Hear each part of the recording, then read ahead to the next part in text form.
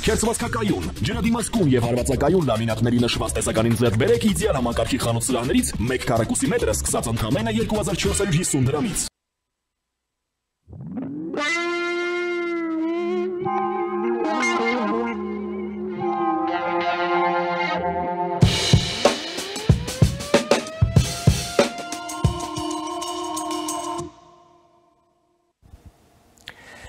Շարունակում ենք մեր թողարկումը, առաջին լրատվականի եթերում կրկին Մեհրաբյան օնլայնն է, ես Ռուբեն Մեհրաբյանն եմ։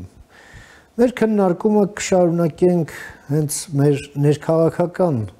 կարևոր թեմայով, ինչպիսին էր Հայաստանի երկրորդ քաղաք Գյումրիում կիրակի օրը կայացած տեղական ինքնակառավարման մարմնի ընտրությունը։ Իհարկե դրան զուգահեռաբար նաև փառաքարում էր ընտրություններ Փառաքար համայնքում, երկու ընտրություններն էլ ցույց տվեցին, որ կառավարող մեծամասնությունը ներկայացնող քաղաքացիական պայմանագիր կուսակցությունը այնուամենայնիվ հնարավորություն չստացավ ձևավորելու վարչակազմեր այդ երկու համայնքներում եւ այս ամենը ունի թե սոցիալ-քաղաքական ասպեկտներ, նաեւ հենց զուտ հասարակական տրամադրությունների հետ կապված ասպեկտներ, ինչպես նաև իր արտաքին քաղաքական չափումը, որովհետև Գյումրիում ընտրություններին մասնակցած տեխնացուներից շատերը նաև, այսպես ասենք, արտաքին քաղաքական հարցեր եւ դիրքորոշումներ էին շոշափում եւ հասցնում Հայաստանի քաղաքացիներին։ Փորձենք հասկանալ եւ այդ նպատակով ես մի հարգարժան հյուր եմ հրավիրել մեր տաղավարում, սիրով ուզում եմ ներկայացնել մեր այսօրվա հյուրն է քաղաքական վերլուծաբան Բորիս Նավասարդյանը, բարով եք եկել պարոն Նավասարդյան, շնորհակալ եմ հրավերս ընդունելու համար։ Բարև ձեզ պարոն Մեհրաբյան, ողջունում եմ ձեր եւ ձեր լսարանին։ Շնորհակալ եմ։ Պարոն Նավասարդյան, դուք հետևում եք այս ընտրությունների թե ընթացքին, հա, այս ընտրարշավի փուլում, նաև քվեարկության փուլում, նաև իհարկե արդյունքներին էլ տեղյակ եք։ Այսպես ընդհանուր վերցրած ձեր գնահատականը ինչ տեղի ունեցավ։ Համեցեք։ Երևի ինձ թույլ տամ սկսել նախընտրական պայքարից, չեմ կարող ցավոք արձանագրել, որ քաղաքական մշակույթի, ընտրական մշակույթի տեսակետից մենք ունեցանք այստեղ լուրջ առաջընթաց։ Ես նկատի ունեմ եւ վերաբերմունքը տեխնացուների իրար նկատմամբ, որը մասնավորապես դրսևորվեց հանրային հեռուստատեսության բանավեճի ընթացքում, փաստորեն այն բանավեճի սկզբունքները, որոնք ենթադրում են փոխադարձ հարգանք եւ ռեգլամենտի պահպանում, չի հարգվել եւ այդ առումով իհարկե մենք կարող ենք համեմատելով նախորդ բանավեճերի հետ նախընտրական փուլում ասել, որ ավելի շատ ունենք անկում այդ բանավեճի մշակույթի կամ զարգացում։ Եվ ընդհանրապես ամբողջ նախընտրական պայքարը լի է տարբեր տեսակի ոչ այդպես պարկեշտ հայտարարություններով եւ իրար նկատմամբ տեխնատուների եւ ասենք լրագրողների նկատմամբ։ Մի քանի միջադեպեր նրանք տխրեցնում են, ինչպես այստեղ պետք է նշեմ, ինչպես նախընտրական փուլում, այնպես էլ հետընտրական փուլում նկատի ունեն որոշ մամուլի ասուլիսներ, հա, հիմա չկենտրոնանանք անձերի վրա։ Բայց լրագրողների եւ հանրության նկատմամբ հարգանքի տեսակետից կամ հանրության որևէ մասի նկատմամբ հարգանքի մասին դժվար է շատ խոսել։ Եթե անդրադառնանք արդյունքներին, ապա ես կարող եմ նշել, որ շերտական անգամ համոզվեցի, որ այն որոշումը ժամանակին, որ կայացվել էր տեղական ինքնակառավարման մարմինների ընտրությունների հետ կապված, որ բացի դրանից, որ խոշոր համայնքներում նրանք համամասնական եղանակով են անցնում, բացի դրանից այդ համապատասխանական ընտրություններում ցուցակները կարող են ներկայացնել քաղաքական կուսակցություն։ Սա բավականին լուրջ սխալ է ժամանակին, որը ըստ իս բացասաբար է ազդում ընդհանրապես տեղական ինքնակառավարման մարմինների զարգացման տեսակետից, նրանց ինքնուրույնության եւ ապակարգականացման։ Ես կարծում եմ, որ շատ ավելի ճիշտ կլիներ, որպեսզի համապատասխանական այդ ընտրություններում ներկայացված լինեն ոչ թե քաղաքական կուսակցություններ, այլ ուղղակի քաղաքացիական նախաձեռնություններ, որոնք կարող են գրանցվել ընտրություններից առաջ, հավաքվել թիմեր եւ այդ թիմերը ներկայացնեն իրենց պատկերացումները համայնքի զարգացման վերաբերյալ, միգուցե բացառությամբ Երևանի հենց այդպիսի մոտեցում կարծում եմ առավել արդյունավետ կլիներ, որպեսզի չլինեն շատ այդպես պայմանական եւ իրավիճակին ոչ համարժեք երևույթներ, ինչպիսին պատահական կուսակցության ընտրություն այս կամ այն քաղաքապետի տեխնատուի կողմից եւ այդ կուսակցությամբ աստորեն իբրև թե այդ կուսակցությամբ հանդես գալը ընտրություններում եւ երևի լավագույն օրինակ այստեղ կոմունիստական կուսակցության եւ իր քաղաքապետի տեխնատուի օրինակն է ես համոզված եմ որ այն ձայները 20%-ից ավելի եթե չեմ սխալվում որ ստացել է Վարդան Ղուկասյանը դա այն մարդկանց ձայներն են որոնք կողմնակից են կոմունիստական գաղափարների նույնիսկ ես կարծում եմ ծիծաղելի է այդպիսի ենթադրություններ անել իսկ եթե նույն տեխնատուն հանդես գար քաղաքացիական որևէ նախաձեռնության որտեղ լիներ իր աստորեն թիմը իր ծրագրով քաղաքի զարգացման դա շատ ավելի համարժեք եւ արդյունավետ կլիներ ընտրությունների համար նույնը կարելի է ասել շատ այլ դեպքերի առումով եւ դա ինչ որտեղ ընդհանուր ես չէի ասի որ բացասական ազդեցություն թողեց բայց անորոշության որոշ հանգամանքներ իր այդ եկան քաղաքացիների այս կամ այն քաղաքական ուժի ներկայացուցիչների նկատմամբ քվեարկելիս սա խնդիր է եւ եթե այնպիսի խոշոր համայնքում ինչպիսին Գյումրին է այդ կուսակցականացումը ցուցակների նախընտրական այդպիսի անցանկալի երևույթների հանդիպեց կարող ենք պատկերացնել շատ ավելի փոքր համայնքներում ինչպիսի պես ոչ իրատեսական ոչ էլ համարժեք իրավիճակին պատկեր ստեղծի եւ ես համոզված եմ որ այն արդյունքները որոնք գրանցվել են նրանք շատ փոքր կապ ունեն ընդհանրապես կուսակցական պատկանելիության եւ քաղաքացիների հայացքների տեսակետից այնտեղ ավելի շատ կարծում եմ այնպիսի գործոններ դեր խաղացին ինչպիսին քաղաքապետի տեխնատուի նկատմամբ վերաբերմունքը նրա հեղինակությունը եւ բոլորովին կարծում եմ կապ չուներ թե երկրորդ, երրորդ, չորրորդ, հինգերորդ համարները ովքեր հա մարդիկ պաստորեն քվեարկում էին քաղաքապետի համար այն դեպքում որ ավագանին նույնպես մեծ դերակատարություն ունի համայնքի զարգացման տեսակետից եւ նաեւ այլ անդամները որոնք քվեարկելու են որոշումներ են կայացնելու նույնպես կարեւոր եւ դա եւս մեկ դիմ կարգավիճակի հետ կապված հարց է առաջանում արդյոք ճիշտ է որպեսզի ավագանու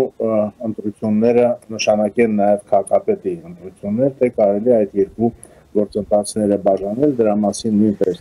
օրենսդրական տեսակետից ոչ քննարկումներ էին գնում ժամանակին բայց որոշվեց այնպես ինչպես որոշվեց եւ մենք տեսնում ենք որ արդյունքները համոզիչ չեն նման կարգավորումների գնահատման տեսակետից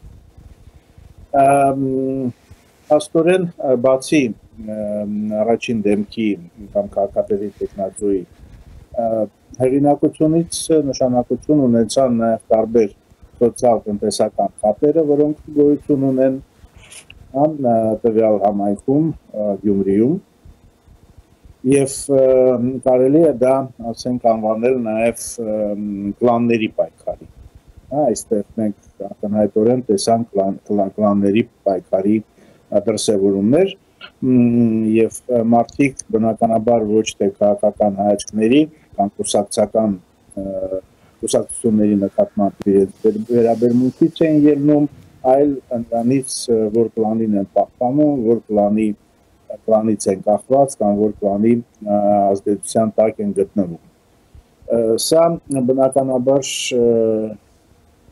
չէր կարող նպաստավոր պայմաններ ստեղծել այն նոր ձևավորվող քաղաքական ուժերի, որոնք նույնպես հայտ են ներկայացրել, ես առաջին հերթին նկատի ունեմ Եվրադաշինքը, որը բնականաբար որևէ կլանային կապեր չուներ եւ որքան էլ համոզիչ կարող էր լինել շատերիս համար այն ծրագիրը, որը ներկայացրել է Եվրադաշինքը իդեմս նաեւ Լևոն Բարսեղյանի, որ դա փաստորեն այդ ծրագրի բովանդակությունը շատ քիչ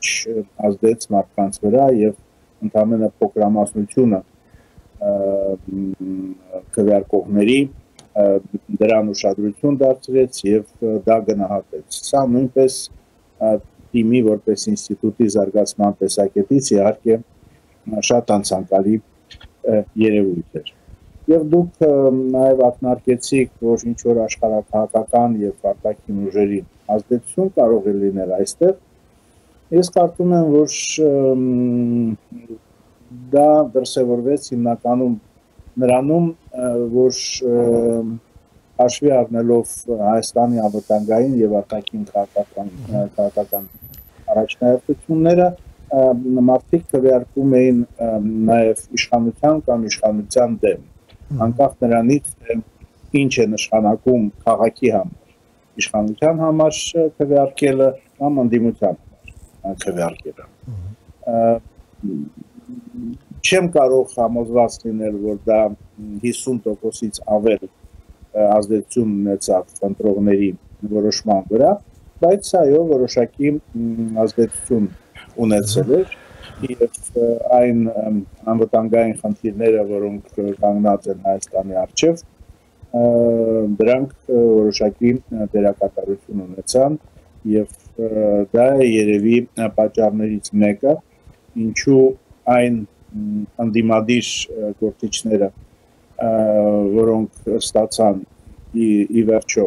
մեծամասնություն, առավելություն ունեցան իշխող քաղաքական ուժի եւ նրա տեխնատորի նկատմամբ։ Սա խոսում է նրա մասին, որ հիմնականում անվտանգության ոլորտում եւ արտաքին քաղաքականության ոլորտում իշխող քաղաքական ուժը լուրջ խնդիրներ ունի հանրության համար հասկանալի եւ ընդունելի դառնալու հետ կապված։ Պարոն Նավասարդյան, այնուամենայնիվ, այո, արտաքին քաղաքական, այսպես ասենք, բաղկացուցիչ այս ընտրարշավի ընթացքում կար, որը կարող էր եւ ազդել ընտրողների նախապատվությունների վրա, չնայած միևնույն ժամանակ լիովին համաձայն եմ ձեզ հետ, որ հազիվ թե սա որոշիչ ազդեցություն ունենար հաշվի առնելով այն կլանային դրվածքը, որը զգալի չափով դեռ պահպանվել էր Գյումրիում։ Այնուամենայնիվ, ուշագրավ էր տեխնացուներից մեկի այդ մոտեցումը, որ սա գալիս են Եվրոպա մեծ այդ LGBT-ները եւ ռուսական դրոշակը հանեն բազայի վրայից, դա մեկ եւ երկրորդն էլ, որ ինքը դեմ է հայ-թուրքական սահմանի բացմանը, դե ես էլ չեմ խոսում այն մասին, որ ոմանք էլ իրենց օպոնենտներին կոչում էին թուրքեր եւ ադրբեջանցիներ, դե մյուս կողմն էլ հենց ասում էր դեռ քո արածի վրա նայի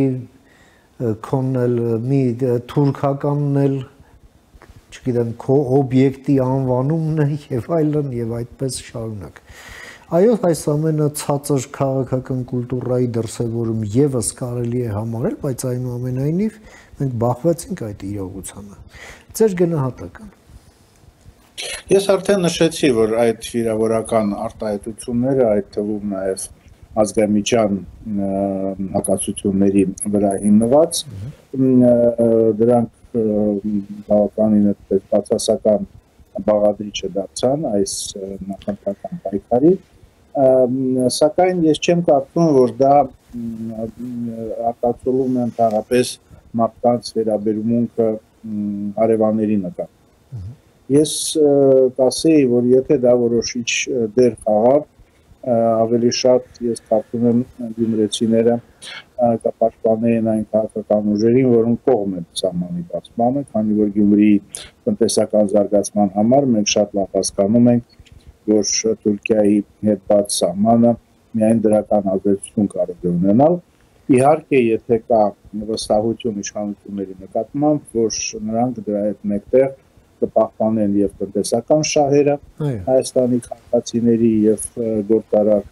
շրջանակների եւ կապահովեն անվտանգությունը։ Այսինքն այստեղ հիմնականում մտահոգությունը ոչ թե Թուրքիայի հետ բաց սահմաններ, այլ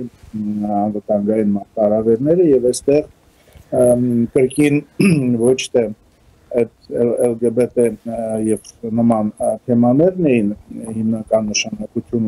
ունենում գյումրեցիների մեծամասնության վրա, այլ այն հանգամանքը, որ ցավոք վերջի ամիսների ընթացքում մեր հասարակության մեջ առաջացան կասկածներ, որ հնարավոր հակամարտության էսկալացիայի պարագայում արդյոք մեր արևմտյան գործընկերները կարող են եւ պատրաստ են աջակցել Հայաստանին։ Ես կարծում եմ, որ նման կասկածների համար հիմք է տալիս նաեւ ոչ հետեւողական քաղաքականությունը մեր իշխանությունների, եթե համագործակցությունը նույն Եվրամիության հետ ավելի հստակ եւ արդյունավետ ճանապարհով գնար, միգուցե այդ իմ նշած կասկածները բացասական դեր չէին խաղա նույն քաղաքացիական պայմանագրի կամ Եվրադաշինքի արդյունքների համար։ Եվ նույնը կարելի ասել կամ նույն տրամաբանության մեջ պետք է դիտարկել նաև ռուսական թեման։ Ես կարծում եմ մեր համակարգացիների մեծ մասը համոզվել են այս վերջի մի քանի տարիների ընթացքում, որ Ռուսաստանը դժվար թե Հայաստանի անվտանգության երաշխավորի դերը կարող է ունենալ եւ դրա համար բազմաթիվ հիմքեր կան նման կասկածներ ունենալու տեսակետից, սակայն հաշվի առնելով, որ այլընտրանքներ փաստորեն այդքան էլ համոզիչ չէ, այն սրությունը բացասական վերաբերմունքի Ռուսաստանի նկատմամբ, որ կար 22-23 թվականների ընթացքում, հիմա նվազել է եւ կրկնում եմ, դա նաեւ մեր այսօրվա իշխանությունների ոչ հետեւողական քաղաքականության հետ է կապված, այն տատանումների առաջնահերթությունների արտաքին քաղաքական տեսակետից եւ դա մասամբ եւ կրկնում եմ, դա որոշիչ դեր չխաղաց համատած այդ կլանային կապերի եւ ազդեցությունների հետ, բայց ամեն դեպքում դա կարելի ասել փոքր հիմքերից է այն արդյունքների, որոնք մենք ստացանք ընտրությունների։ Պարոն Նավասարդյան, մենք այս process-ները, որը քննարկում ենք ձեզ հետ, սրանք զուգահեռ են ընթանում գոնե ժամանակագրական առումով այն ամենի հետ, ինչ տեղի ունեցավ Ռումինիայում, ինչ տեղի ունեցավ հենց բառացիորեն ընդամենը մեկ օր առաջ Ֆրանսիայում, երբ ուղղակի օրենքն է աշխատում եւ ժողովրդավարությանը կամ ազգային անվտանգությանը սպառնացող տեխնացուները դուրս են դրվում ընտրապայքարից, սահմանափակվում են նրանց քաղաքական իրավունքները, կամ ուղղակի չեղարկվում են ընտրությունները, եթե ընթացքում օրենքը խախտող ինչ-որ հանգամանքներ են ի հայտ գալիս եւ այդպիսի օրենսդրությամբ զինված են ժողովրդավարությունները։ Հայաստանում ժողովրդավարությունը դեռ, ինչպես ասում են, կանաչ է, նոր է այսպես զարգանում, ամրանում, դժվար է պնդել, որ այս ամենը կարելի է այլևս անշրջելի համարել, դրա անշրջելիության ինստիտուցիոնալ երաշխիքներն են կամ թույլ են կամ չկան, եւ մենք տեսնում ենք, որ օրենքով էլ այս ամենը պաշտպանված չէ, այսինքն ես պատկերացնում եմ, եթե այս որակի, այս խոսույթներով, այս երևույթներով ընտրություններ տեղի ունենային, ասենք, նույն Ռումինիայում, սրանք կամ կչեղարկվեին, կամ, ասենք, շատ կոնկրետ թեկնածուներ, ուղղակի դուրս կդրվեին ընդհանրապես քաղաքականությունից։ Ես դա էլ չեմ խոսում այն մասին, այն ինչ տեղի ունեցավ Գերմանիայում խորհրդային միության փլուզման տարիներին, երբ ուղղակի արգելք դրվեց Արևելյան Գերմանիայի շատ հստակ սեգմենտին, ընդհանրապես քաղաքական կյանքին մասնակցելը, այս ամենը մեզ մոտ նորմալիզացված է, հա, ինչ եք կարծում, Հայաստանում լավ մարդկանց դնում են մի դիլեմայի առաջ, հետո էլ շնորհավորում են ընտրություններին հաղթողներին։ Հիմա ես չհասկացա, մինչ այդ ասում եք կրիմինալ, ապօրինի գույք, քրեական գործեր մեկ մյուս, հիմա շնորհավորում եք հաղթողներին։ Հիմա այստեղ ո՞րն է, էլի։ Ո՞րն եք դուք, հա, խնդրեմ։ Դե ես սկսեմ այդ կանաչ ժողովրդավարություն հասկացությունից, որը դուք նշեցիք, ասելով կանաչ, ես նկատի կունենայի, որ Հայաստանում այո վերջի տարիների ընթացքում կայացման փուլում էր գտնվում էլեկտորալ ընտրական ժողովրդավարությունը, այսինքն ընտրություններով մենք տեսանք, որ կարող են լինել արդյունքներ, որոնք այդքան էլ ձեռնտու են քաղաքական իշխանությունների եւ դա այն միակ դրական երևույթն էր, որ կարելի է նկատել այս վերջի զարգացումներում եւ Փարաքարում եւ Գյումրիում։ Եվ ամեն դեպքում այդ էլեկտորալ ժողովրդավարությունը Հայաստանում մնում է բավականին փխրուն։ Մենք շատ լավ հասկանում ենք, որ քաղաքական շահերը կարող են եւ թելադրել այլ վերաբերմունք ընտրությունների նկատմամբ տարբեր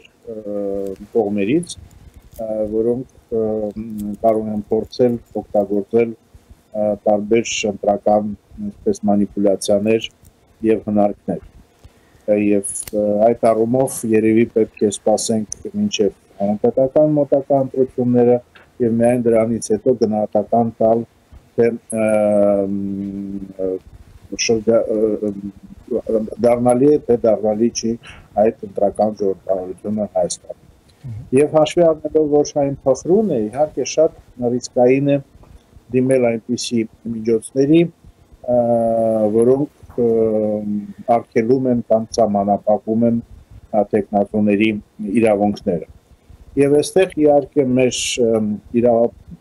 իրավապահ մարմինների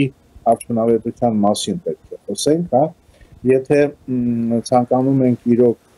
ընտրական գործընթացներից հեռացնել այն մարդկանց, որոնք օրենքով նրանցում մասնակցել չեն կարող, ապա պիտի լինեն համոզիչ ապացույցներ։ Մենք ամեն դեպքում տեսանք ընտրություններից առաջ Գյումրիում եւ ձերբակալություններ եւ տարբեր տեխնատուների հետ կապված մարդկանց հետապնդում իրավապահ մարմինների կողմից, սակայն դա ցավոք այդքան էլ համոզիչ չէր եւ դա խոսում է նրա մասին, որ իրավապահ մարմինները միգուցե ունենալով հստակ պատկերացում, թե որտեղ են խախտումները, ինչու են այդ խախտումները կայանում, չեն կարող գտնել բավարար ապացույցներ, որպեսզի ազդեն ընտրական գործընթացների վրա եւ մի կողմից ապահովեն ընտրական իրավունքները, ընտրողների եւ տեխնատուների իրավունքները, մյուս կողմից իրոք պաշտպանեն, ինչպես ես նշեցի, ընտրությունները տարբեր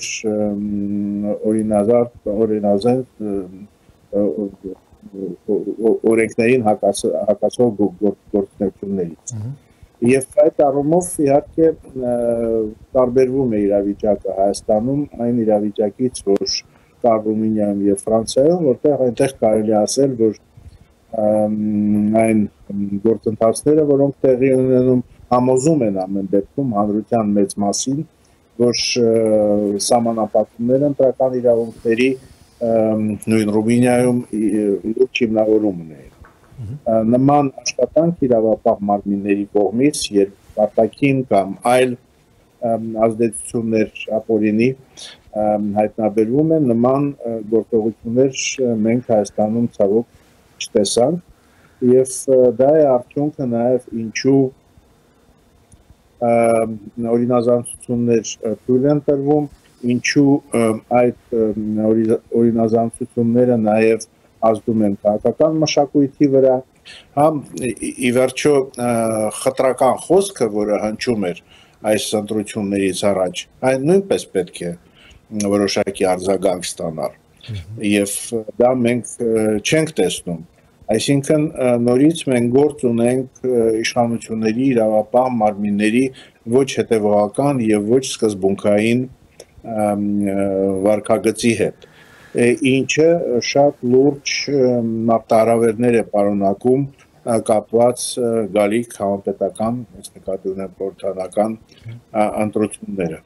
Դրա մասին պետք է խորապես մտածել եւ մտածել դրա մասին ինչպես բարձրացնել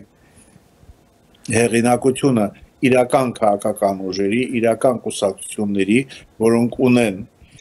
լուրջ ծրագրեր երկրի զարգացման եւ մյուս կողմից այնպիսի միջավայր ձևավորել ընտրություններից առաջ, որոնք տեղ չեն թողնի օրենքին հակասող որևէ գործողությունների եւ նախընտրական փուլում եւ բուն ընտրությունների ժամանակ։ Սա կարծում եմ պետք է լինի ամենալուրջ քաղաքական խնդիրը մեր իշխանությունների համար, մեր հասարակության համար, ի վերջո նաեւ մենք գիտենք, որ քաղաքացիական հասարակությունը Հայաստանում նույնպես բավականին լուրջ ազդեցություն կարող է ունենալ ընտրական գործընթացների վրա, գնալով ավելի մեծ նշանակություն ունենում են լրատվամիջոցները նախընտրական գործընթացներում եւ այդ ինստիտուտների զարգացմանը պետք է ուղղված լինեն նաեւ մեր պետության քայլերը, մանավանդ այնպիսի իրավիճակներում, երբ լրատվամիջոցները եւ քաղաքացիական հասարակության ինստիտուտները գտնվում են ԱՄՆ-ում ընդունված որոշումների արդյունքում բավականին բարդ ֆինանսական վիճակում։ Եվ ամփոփելով, պարոն Նավասարդյան, տեսեք, ըստ էության տեղի է ունեցել նաեւ միջամտություն այս ընտրական process-ին, ամենայն դեպս այն հայտարարությունը մենք բաց ամենալկտի ձևով տեսանք, որ Եդինայա Ռոսիան ինչ-որ պաշտպանում է տեխնացուներից մեկին։ Եվ դրան ոչ պետության կողմից արձագանք, ոչ, ասենք, ընտրությունները վերահսկող մարմինների կողմից արձագանք, ու սենց անցավ գնաց, այսինքն ինչ ա եղել, որ ոչ մի գնահատականի չարժանացավ, բացի հանրային պարսավանքից, եւ սա նորմալիզացվեց փաստորեն, հա։ Լավ, սա խելքին մոտ բան է, համեցեք։ Դե մենք շատ լավ գիտենք, որ դա առաջին անգամ չէ։ Հետո երբ դա եղել է վերջին, ես կասեի, առնվազն 20 տարիների ընթացքում, երբ Ռուսաստանի տարբեր քաղաքական ուժերը եւ Ժիրինովսկու կուսակցությունը եւ Եդինայա Ռոսիան նրանք սեփական համակրանքներ էին հնչեցնում ընտրությունների նկատմամբ, դա իհարկե լավագույն օրից չէ։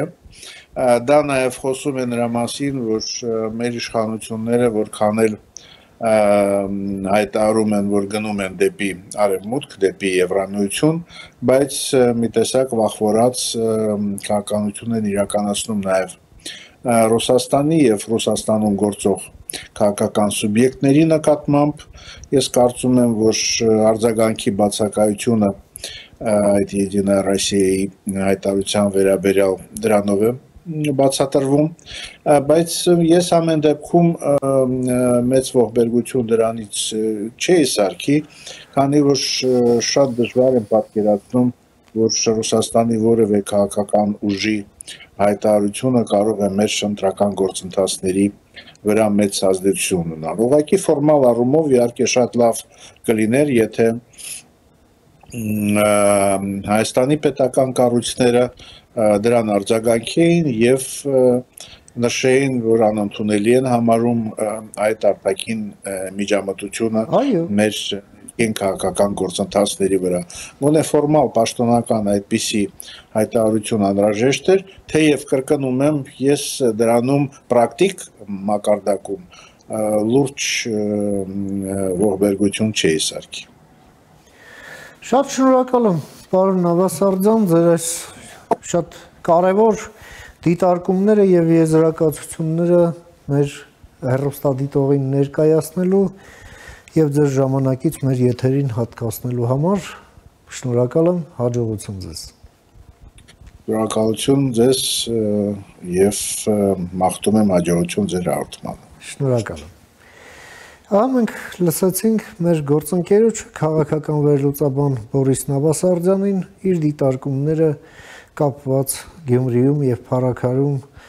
կայացած ընտրությունների շուրջ։ Այսօր թերևս այսքանը, հարգարժան տիկնոջ եւ պարոնայք, կհանդիպենք արդեն վաղը, խաղաղություն եւ բարի նոց ձեզ։